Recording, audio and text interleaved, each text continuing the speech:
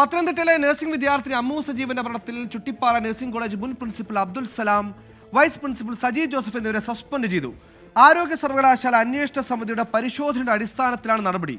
സംഭവവുമായി ബന്ധപ്പെട്ട് പ്രിൻസിപ്പലിനെ മുമ്പ് സ്ഥലം മാറ്റിയിരുന്നു.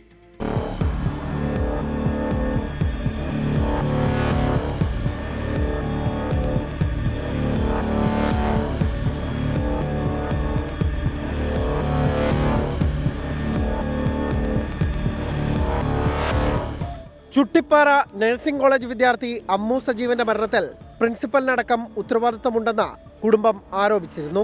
ആരോഗ്യ സർവകലാശാലയുടെ അന്വേഷണ സമിതി ഇത് പരിശോധിച്ചിരുന്നു.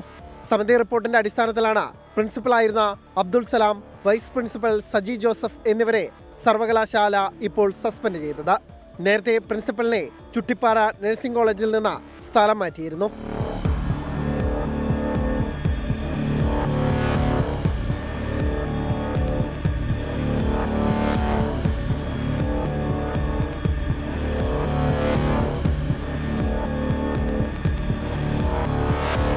അമ്മുവിനെ മാനസികമായി പീഡിപ്പിച്ചുവെന്ന് കുടുംബം ആരോപിക്കുന്ന വൈസ് പ്രിൻസിപ്പൽ സജി ജോസഫിനെതിരെ കേസെടുക്കണമെന്ന് ആവശ്യമുണ്ട്.